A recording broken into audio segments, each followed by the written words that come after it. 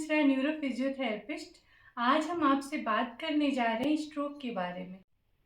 Ma'am ये बताइए कि स्ट्रोक क्या होता है और आम बोलचाल की भाषा में इसको क्या कहते हैं, और अगर ऐसा कुछ हो तो हम लोग कैसे अंदाज़ा लगाएं कि ये क्या हो रहा है हमारे साथ। मैम, जैसे नाम ही सजेस्ट कर रहा है, stroke means strike. Strike means खट। एक इंसान जिसको अचानक कोई हादसा हो जाए उसको कहते हैं स्ट्रोक।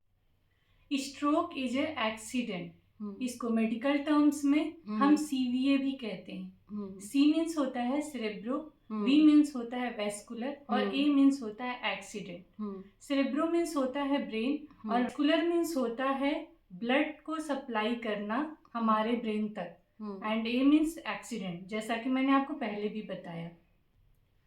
जब ब्रेन में ब्लड का सर्कुलेशन किसी वजह से रुक जाए तो उसे हम स्ट्रोक कहते हैं। स्ट्रोक को हम आम भाषा में लकवा, फालिज, अधरंग और पैरालिसिस कहते हैं। कभी कभी हमारे नस की दीवार ब्लड चलते चलते बहुत पुरानी हो जाती है और उसमें गुब्बारा बन जाता है, उसको हम एनोरिज्म कहते हैं। इसकी वजह से भी स्ट्रोक होता है। मैम स्ट्रोक ज़्यादातर किन लोगों को होता है? मैम, स्ट्रोक ज़्यादातर बुजुर्गों में, diabetic patient, hyper blood pressure and cholesterol, और जिनकी सेडेंट्री लाइफ स्टाइल है, एक ही जगह पे बैठे हैं। मेडिकली हम स्ट्रोक को दो भागों में डिवाइड करते हैं। पहला इस्चेमिक स्ट्रोक और दूसरा हेमरेजिक स्ट्रोक। मैम ये जो दो टाइप के आप बता रही हैं, इसको आम बोलचाल की भाषा में कैसे हम लोग समझें? मैम सिंपल लैंग्वेज में आप बताइए, ताकि जिसको मेडिकल टर्म नहीं पता है वो भी इसको आसानी से समझ ले। हम आम भाषा में बात करें तो हम आपको खेत में लेकर के चलते हैं। जैसे कि हम जब खेत की सिंचाई करते हैं तो पहले पानी जो है एक बड़े टैंक में जाता है, बड़े टैंक से नाली में जाता है और नाली में जा कर के वो छोटी नाली में जाता है, फिर उससे छोटी नाली में जा कर के पूरे खेत तक फैल जाता है। इसी तरीके से हमारा दिल ब्लड का पंप करता है, जो ब्लड दोनों तरफ से ले जाता है हमारे ब्रेन में, और ये पेड़ के ब्रांच की तरह डिवाइड हो जाती है और ये पूरे ब्रेन में खून की सप्लाई करती है। अब हम आपको फिर से खेत में ले चलते हैं। अब जब पानी जाना बंद हो गया तो हमारे खेत में पानी न जाने की वजह से फसल हमारी खराब हो जाएगी। इसी तरीके से हम दिमाग की बात करें तो जब हमारे दिमाग में किसी भी वजह से ब्लड नहीं जा पा रहा है तो हमारा दिमाग डेड हो जाएगा। और जिस जगह पे ब्लड नहीं जा पाया, मान लीजिए वो हमारे हाथ पैर का कंट्रोल करता था, तो हाथ पैर का मूवमेंट कम हो जाएगा। अब मान लीजिए वो जुबान कंट्रोल करता था तो हमारा बोलचाल खराब हो जाएगा। मान लीजिए वो हमारे फेस की तरफ कंट्रोल करता था तो हमारा मुंह टेढ़ा हो जाएगा। मैम ये ब्रेन हेमरेज क्या होता है, और आप इसको थोड़ा सा आसान लैंग्वेज में समझा दीजिए जिससे कि हम लोग आसानी से इसको समझ सकें।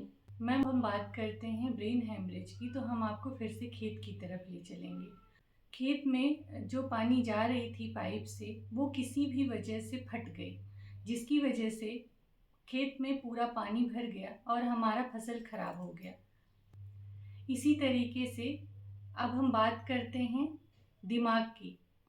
किसी भी वजह से जो हमारे वेसल्स ब्लड की सप्लाई कर रहे थे वो कमज़ोर होकर के फट गए। उनकी कमज़ोरी चाहे हाई बीपी से हुई, चाहे शुगर से हुई या कोलेस्ट्रॉल से हुई, और हमारे पूरे दिमाग में ब्लीड हो गया। अब जिस भी जगह पे ब्लीड हुआ है उस जगह का फंक्शन ब्रेन काम करना बंद कर देगा। मैम ये ब्लीड हो जाना की को क्या कहते हैं? आम भाषा में हम ब्लीड होने को कहते हैं कि खून चारों तरफ से फैल जाए। पूरे सिर में सडनली स्टार्ट होकर के बहुत तेज सर दर्द के साथ बेहोशी आ जाना भी एक लक्षण है, और साथ में दूसरे लक्षण आ सकते हैं जो दर्शाता है कि दिमाग के अंदर खून की नस फट गई है।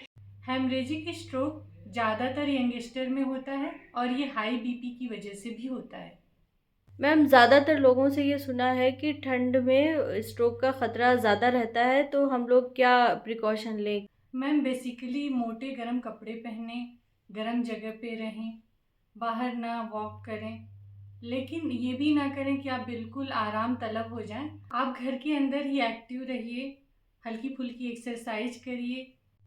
मैम आपकी जो पूरी बातें मैंने सुनी उससे मुझे बहुत ज़्यादा पता चल गया कि स्ट्रोक क्या है। तो मान लीजिए मेरे सामने अगर किसी को स्ट्रोक हुआ हो तो मैं उसकी किस तरह से हेल्प कर सकती हूँ? मैम मेडिकल टर्म्स में इसे हम गोल्डन आवर कहते हैं, स्वर्णिम घंटा। आप बिना देर किए पेशेंट के साथ हॉस्पिटल रवाना हो। मैम अगर स्ट्रोक का इलाज वक्त रहते हो जाए तो क्या पॉसिबिलिटी है कि ज़्यादा बीमारियां नहीं होंगी? हाँ जी मैम, आपका क्वेश्चन बिल्कुल सही है। अगर हम टाइम पर हॉस्पिटल पेशेंट को ले जाते हैं तो पेशेंट बहुत सारी डिसेबिलिटी से बच सकता है। अगले वीडियो में हम गोल्डन आवर्स के बारे में आपसे डिस्कस करेंगे।